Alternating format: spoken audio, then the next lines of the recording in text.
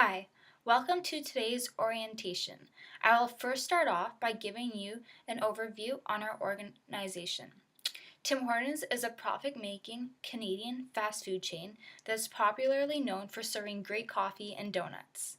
We are also well known for our fast service. The chain opened its first store on May 17, 1964 in Hamilton, Ontario. Aside from serving great coffee and donuts, our organization also sells and makes other hot and cold beverages, baked goods, and sandwiches too.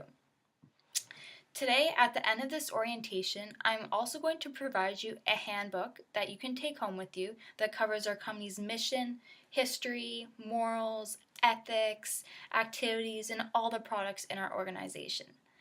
On our agenda today for our orientation, I'm first going to start off by introducing you to all our important team members. I will also give you a tour of our whole restaurant.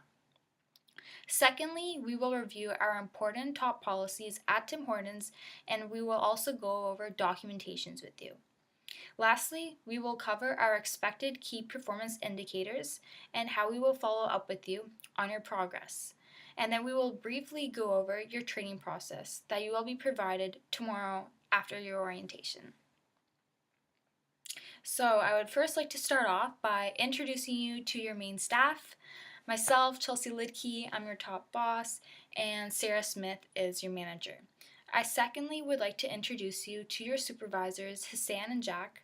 If you have any questions throughout the next couple of weeks of your training and your first new shifts and you have any concerns, please feel free to report to either one of your supervisors first. If neither of your supervisors happen to be available at the time or you receive a customer complaint, then this is when I would suggest that you report to Sarah or myself for assistance.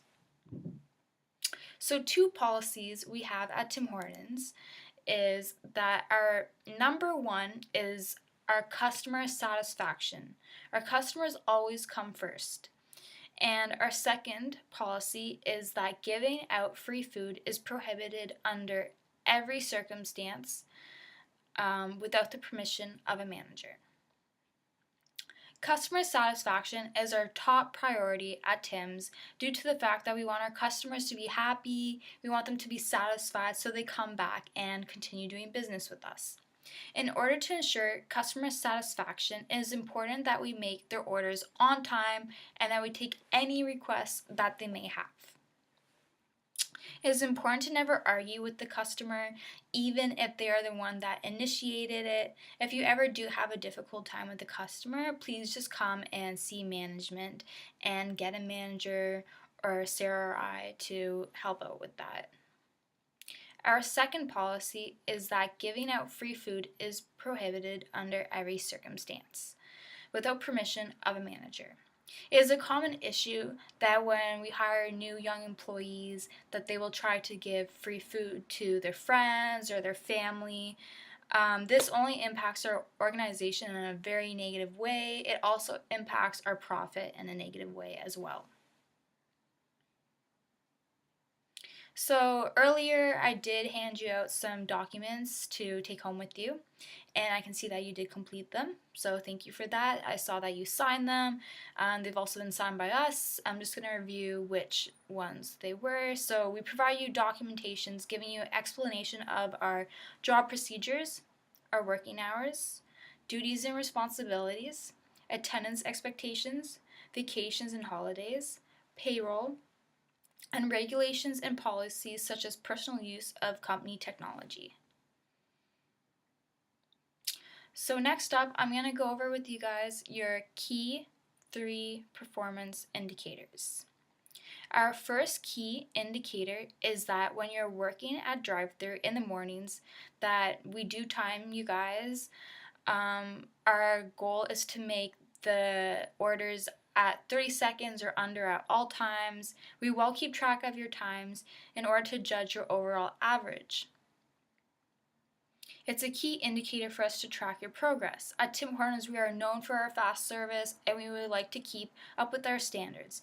This is why it's a major important key indicator.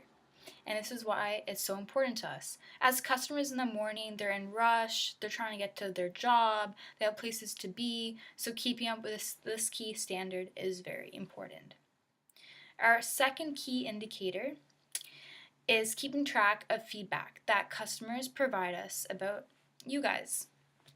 We will keep track of how often customers provide us positive feedback and as well as negative feedback.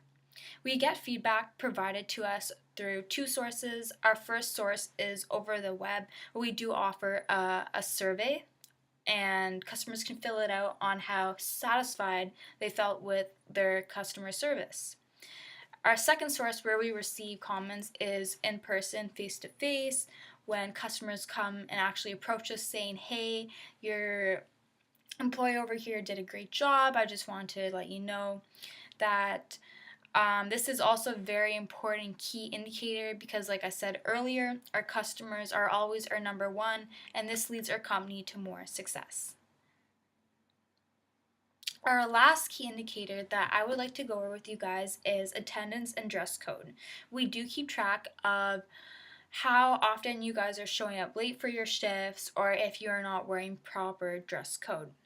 Every time you are late and you're not wearing your proper dress code, we do mark this down in a binder. Me and Sarah mark it down, and we keep track and we tally and see how persistent this is happening. Our store also has a computer system, so when you come in and start your shift, you can clock in, say this is when I'm starting, and you clock out when you're finishing. This is also a great way for us to keep track of if you're being on time or not. When it comes to dress code includes wearing the clothes that we have provided for you. Hairnets must be worn at all times.